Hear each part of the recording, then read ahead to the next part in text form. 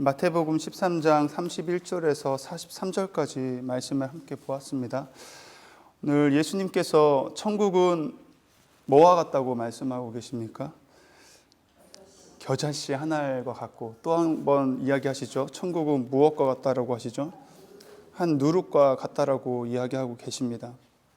아무리 작은 씨라고 하더라도, 아무리 적은 양의 누룩이라 할지라도 그 안에 생명이 있으면 그것으로 말미암아 나중에는 어떻게 돼요? 큰 겨자씨가 땅에 심겨졌을 때 시간이 흐르고 자란 후에 새들이 깃들일 수 있을 정도, 그 가지에 깃들일 수 있을 정도로 큰 나무가 되고, 누룩도 마찬가지죠. 적은 양이지만 그 안에 생명이 있으면 그것으로 말미암아 밀가루가 더 이렇게 부풀게 하잖아요.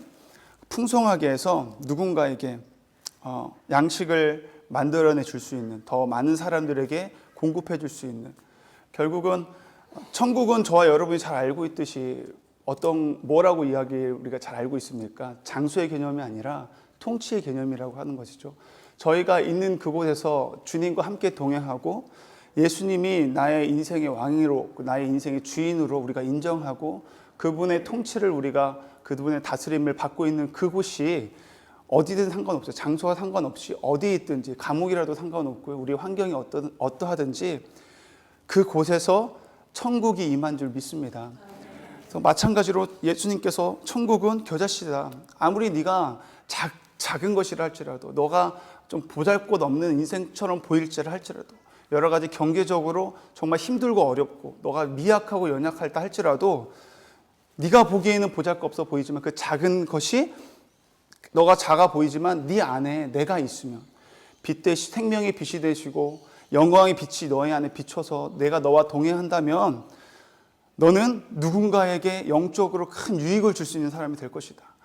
그렇게 살아가는 사람이 가장 가치 있는 인생인 줄 믿습니다. 저와 여러분이 겨자씨만 하고 그 누룩과 같은 인생을 살아간다 할지라도 주님이 함께 하신다면 저와 여러분이 가는 곳마다 영향력을 끼치고, 또 그로 인해서 많은 사람에게 영적인 유익을 줄 수 있는 그런 복된 사람이 될 수 있기를 축복합니다.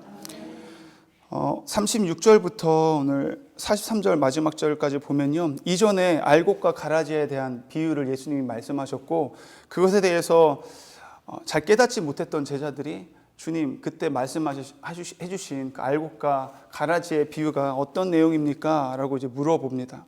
예수님께서 하나하나 잘 이야기해 주시죠. 해석을 해 주십니다.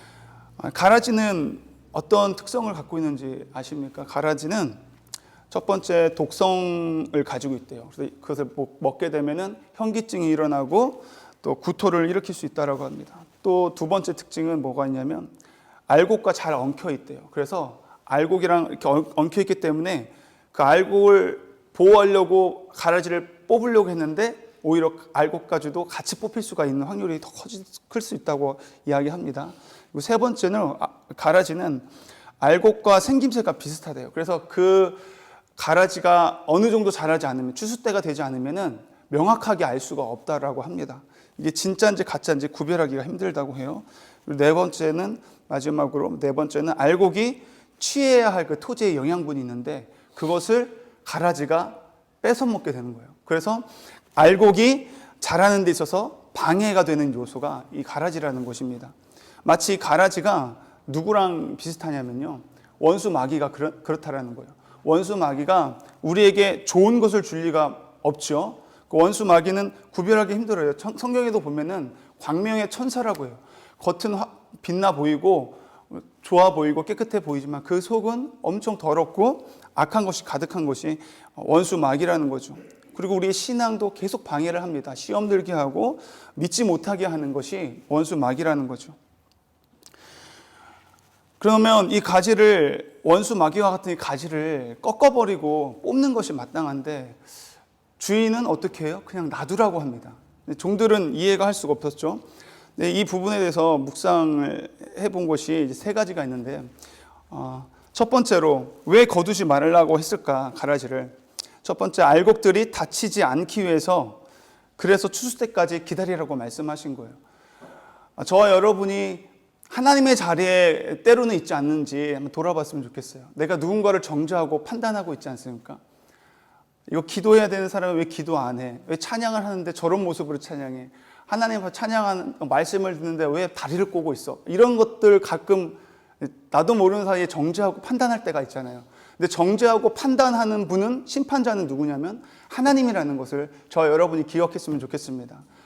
우리가 한정적인 지혜를 가지고 내가 누군가를, 사람을 판단한다면 내가 하나님의 자리에 서 있는 것, 결국은 내가 하나님이 취해야 할 영광을 내가 취해야 할 때, 내가 취하고 있을 때가 있을 수도 있다라는 거죠. 그렇기 때문에 주인이 함부로 그렇게 네가 가라지를 뽑지 말아라, 추수 때까지 기다리라, 그러지 않나 싶습니다. 두 번째는 알곡이 가라지로 인해서 오히려 더 강하게 성장할 수 있다라고 또 볼 수 있는 것 같아요.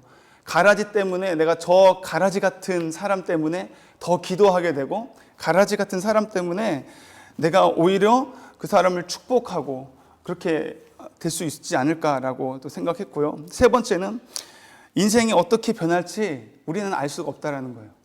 내가 생각했던 저렇게 말씀 볼 때 다리 꼬고 있고 찬양할 때 찬양도 안 하고 입술도 안 벌리고 인상 쓰고 있고 막 그런 사람들 있잖아요. 새벽 기도에는 나오지도 않고 왜 기도는 안 하고 왜 청년들을 이럴까 이랬던, 정말 내 마음을 힘들게 했던 그런 지체들, 그 사람 하나님 어떻게 쓰실지 모른다라는 거죠.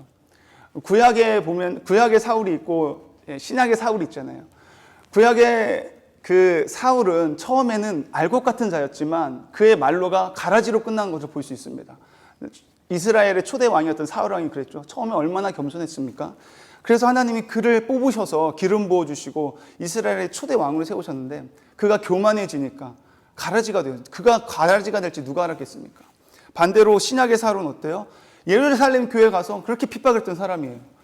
잡아서 죽이고 그랬던 사람인데 다메섹 도상에서 예수님을 만나고 나니까 그가 어떻게 변했습니까? 그 사도 바울을 그 근간해서 지금 저와 여러분까지 복음이 온 거잖아요. 그 가라지 같은 인생이 알곡이 될지 누가 알았겠습니까? 저와 여러분의 주변에 누군가가 나의 마음을 힘들게 하고 정말 이해할 수 없는 그런 신앙의 모습을 보이는 사람이 있다면 우리가 마음대로 판단하고 정죄하는 것이 아니라 그를 위해서 기도할 수 있는 저와 여러분이 되었으면 좋겠습니다. 그 사람을 통해서 복음이 온 세상까지 확장되는 그 역할, 하나님이 그 사람을 통해서 하나님의 뜻을 이루고 하나님 나라가 확장되어질 수 있다는 사실을 우리는 이해할 수 없지만 하나님께서 일하시면 그렇게 될 수 있다는 사실을 기억할 수 있는 저와 여러분이 되었으면 좋겠습니다. 마지막으로 이 가라지를 뿌린 것은 누구라고 이야기하고 있어요? 원수 마귀잖아요. 주인은 알고 있었다라는 거죠. 근데 누구는 모르고 있었냐면은 종들은 모르고 있었습니다. 우리는 좋은 것만 심었는데, 좋은 씨를 뿌렸는데, 그래서 알곡만 자랄 것으로 기대했는데 보니까 가라지가 있는 거죠. 종들은 몰랐어요. 그래서 주인에게 물어봅니다. 이 가라지는 어디서 왔습니까? 그때 주인이 말하죠. 원수 마귀가 잠잘 때에 덧뿌리고 갔다. 저 여러분이 신앙생활 하면서 저희 교회가 지금 제가 듣기로는, 그리고 제가 보기에는 부흥이 일어나고 있죠. 큐티 안에서도 부흥이 불붙고 있고 여러 각 공동체에서도 부흥이 일어나고 있는데 그 부흥이 일어나고 또 은혜가 넘치는 그 순간에 가장 역사하는 것이 원수 마귀라는 사실을 저와 여러분이 기억했으면 좋겠습니다. 그래서 잠잠하면 안 돼요. 우리가 지금 부흥하고 있고 은혜가 넘치는 그 순간에 내가 예배를 드리고 금요 성령 집회 너무 은혜를 받고 갔는데 집에 가면 금방 무너질 때가 있잖아요. 유튜브 보면서 잠들고 그럴 때가 저만 그러는지 모르겠습니다. 저는 가끔 그럴 때가 있거든요. 너무 연약함을 보게 됩니다. 우리가 부흥하고 있고 은혜가 넘치는데 원수 마귀가 우리가 그 잠깐 해이해진 그 틈을 타가지고 공격할 수 있다는 거죠. 저와 여러분이 그런 공격이 있을 때, 아니 내가 부흥이 있고 내가 은혜를 받는데 왜 이런 일이 일어나지? 왜 환경적인 것도 왜 내게 이런 일이 일어나지? 라는 그런 문제들이나 상황들이나 관계가 힘들어지는 그 상황을 맞닥뜨렸다면 저와 여러분이 우리의 힘으로 뭔가를 해결하려고 하는 것이 아니라 주인 대신 주님 앞에 오늘 종들이 주인에게 물어봤듯이 왜 가라지가 있습니까? 물어봤듯이 그 모든 것을 주님께 맡기고 주님께 기도하면서 나아갈 수 있는 저와 여러분이 되었으면 좋겠습니다. 아멘. 기도하시겠습니다. 하나님 아버지 감사합니다. 오늘도 우리에게 말씀을 깨닫게 하시고 말씀을 통해서 알곡으로 다시금 서게 하시니 감사합니다.